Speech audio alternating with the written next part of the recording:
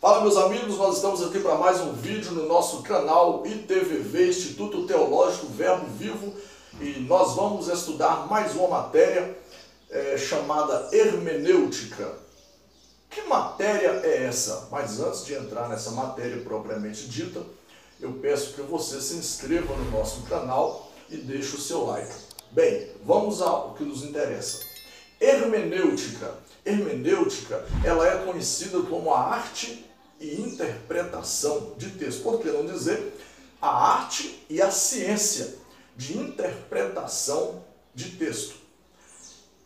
Em toda a nossa vida nós dependemos da hermenêutica, pois para tudo se tem que fazer uma interpretação. E aí nós precisamos desta tão importante ferramenta na nossa vida, que é a interpretação de texto. Bem, como que surgiu? Qual é a origem desta palavra hermenêutica? Observando a nossa história, nós vamos entender, nós vamos perceber que surgiu na Grécia Antiga. A Grécia, né, que é o berço da filosofia, né, onde veio o grande filósofo chamado Sócrates, né? Ele que é considerado o maior dos filósofos que já existiu. Por que não dizer que ele superou todos que vieram antes dele e todos que vieram depois fizeram ele de trampolim. Sócrates realmente é um mito, né? É um mito. Então, Sócrates, ele é lembrado e sempre será lembrado como um dos maiores filósofos que já existiu. Bem, voltando aqui ao nosso assunto, então, foi na Grécia que surgiu essa palavra. De forma portuguesa, nós podemos falar hermeneuein, que quer dizer interpretar, interpretar. Essa é a origem dessa palavra. E de onde veio essa palavra? Nós podemos observar que esse prefixo da hermenêutica, hermes, né, vem nada mais, nada menos do que um deus que, segundo a mitologia grega, o papel dele era conduzir as almas dos mortos ao submundo através de um rio. Enfim, esse deus chamado Hermes, ao perceber que os homens não entendiam as palavras dos deuses, ele começou a promover a interpretação da palavra dos deuses para os homens, certo? E ao interpretar a palavra dos deuses para os homens, surgiu essa palavra aí em homenagem ao nome desse deus, Hermes. Então surgiu a palavra hermenêutica. Enfim, a hermenêutica, ela lança mão, assim como outras matérias, ela também lança mão de algumas ferramentas. A principal ferramenta da hermenêutica é a exegese. Exegese. Ou seja, o prefixo ex quer dizer tirar, tirar para fora, tirar. Então, ao ler um texto, ao ouvir uma palavra, né, o que eu tenho que fazer? Eu tenho que retirar daquele texto original a expressão que ele realmente quer se pronunciar. Ou seja, quando eu leio um texto, eu preciso retirar do texto as verdades contidas nele. Por isso a gente fala exegese. Eu vou fazer uma exegese do texto, ou seja, eu vou retirar do texto aquilo que realmente o autor tinha a intenção de transmitir. Isso é muito importante.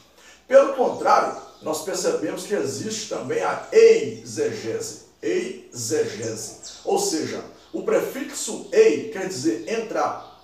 E eu quero até afirmar para vocês que uma das razões que existem tantos assuntos contraditórios, tantas heresias das mais variadas, não apenas no lado religioso, mas nas outras vertentes também, enfim, é justamente pelo fato de que, ao invés do leitor fazer uma exegese, ou seja, retirar do texto original aquilo que ele realmente quis dizer, ou seja, o pensamento do autor, ele lê o texto e dá a sua interpretação de forma subjetiva Nós precisamos entender que existe a coisa objetiva e o subjetivo. Subjetivo é meu, subjetivo é aquilo que eu penso, aquilo que eu sei, é aquilo que eu acho. Isso é subjetivo. Então, quando eu leio um texto e dou a interpretação de forma subjetiva, eu estou fazendo uma exegese. Ao invés de eu permitir que o texto fale comigo, eu estou fazendo valer as minhas ideias no texto. E a hermenêutica, ela lança mão na exegese. Ou seja, ao estudar a hermenêutica, nós vamos aprender a retirar do texto a ideia central, aquilo que o autor interessava em dizer, em se pronunciar, certo? Algumas outras dúvidas nós iremos tirar em outros vídeos, viu? Outra coisa, a exegese, ela também trabalha com algumas ferramentas. Se ela, por sua vez, é a principal ferramenta da hermenêutica, ela também tem as suas subferramentas, né? E outra coisa, a ferramenta que a exegese utiliza, primeiro, eu fiz questão de colocar as três principais, né? E nós vamos falar sobre elas aqui, que é a exegese no sentido histórico, a exegese no sentido literal e a exegese no sentido figurado. Primeiro, vamos à exegese no sentido histórico.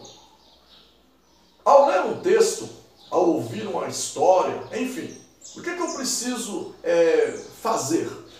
Eu preciso me transportar para o tempo do autor, eu preciso me transportar para o tempo do autor, para me entender qual era o sistema político que envolvia a vida do autor, como que funcionava a sociedade no tempo do autor. Eu preciso saber quais eram os costumes do tempo do autor. Eu preciso saber a cultura do autor. Por quê? Esses levantamentos históricos, a data que o autor viveu, pelo menos aproximado, para mim poder me sintonizar no texto, saber o porquê que o autor falou dessa e dessa forma, por que ele trouxe essa e esta palavra, enfim, isso é muito importante. O sentido histórico, ele vai fazer com que eu entenda tudo isso e vai me proporcionar um entendimento melhor do texto, um entendimento mais original do texto. Por outro lado, nós temos outra subferramenta, que é o sentido literário. O sentido literário, né, que está contido também na exegese, para mim fazer uma boa exegese, dar uma boa interpretação, eu preciso também fazer o quê? Eu preciso entender o sentido literário. O que é o sentido literal? Ou literário? O sentido literal é eu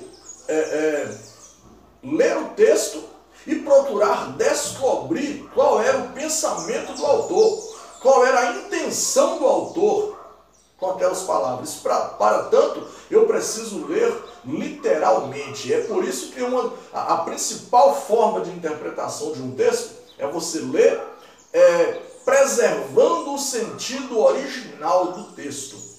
Não inventar palavras, mas se ater às palavras utilizadas pelo autor. Esse é o sentido literal, muito interessante. Por outro lado, nós temos o sentido figurado.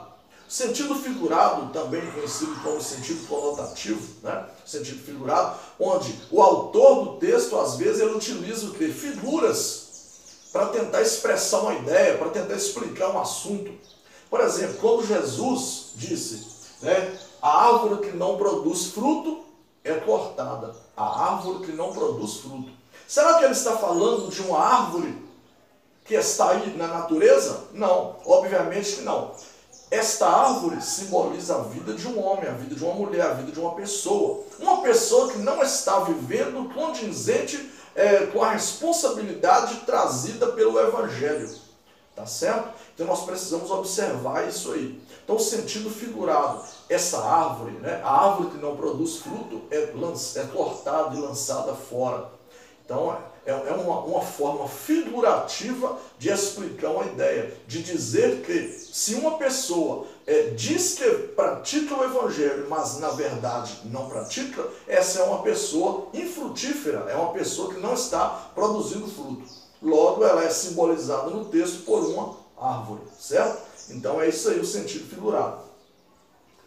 Outra questão interessante é que, como nós estamos estudando a hermenêutica bíblica, nós precisamos saber e ter, né, como nós vamos ler a Bíblia, como nós vamos estudar a Bíblia. E eu trouxe algumas sugestões aqui hoje. Por exemplo, escolher o texto. Para ler a Bíblia é preciso que nós escolhamos o texto. E eu posso me valer das divisões e subdivisões trazidas pela Bíblia. É muito fácil hoje, né, nós lançarmos mão nisso, mas há muitos anos atrás não era assim. A Bíblia ela era um livro, apenas um livro, não tinha essas divisões, as subdivisões, né? Hoje nós temos o privilégio de escolher, de ler ou no Velho Testamento ou no Novo Testamento. Eu posso escolher o capítulo tal, o versículo tal, para mim poder ler e estudar. Hoje eu posso me valer das divisões e das subdivisões. Observamos nós que a Bíblia ela está dividida a sua principal divisão, Velho e Novo Testamento. Depois tem os capítulos, tem os versículos, né? Tem os livros também, nós podemos dividi-los em livros históricos, livros poéticos, livros proféticos, né? Profetas maiores, profetas menores, profetas anteriores, profetas posteriores, enfim, são várias as divisões que hoje nos auxilia na leitura da Bíblia, né? Enfim, outra coisa que nós precisamos fazer é uma sugestão para nós interpretar, né? Estamos estudando, lembre-se, estamos estudando hermenêutica. É ler e reler o texto. Ler e reler o texto. Por quê? Porque eu preciso familiarizar-se com o texto. E isso não vale apenas para a Bíblia, né? Obviamente. Todo livro, todo texto que eu for ler, e se é do meu interesse o assunto, eu preciso ler e reler, para mim poder entender o assunto, para mim familiarizar-se com o texto. Isso é muito importante.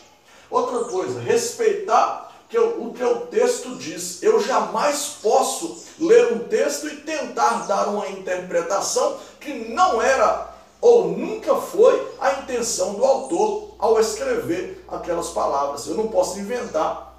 Não, eu tenho que me ater ao pensamento do autor para me poder fazer uma boa interpretação, certo?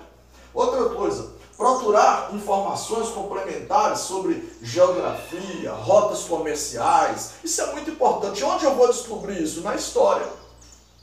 É viajando através da história que eu vou realmente descobrir se aquela cidade era uma cidade histórica, qual que era a renda per capita, né, da região, de que o pessoal da região vivia, né, se era agricultura, se era área industrial, enfim.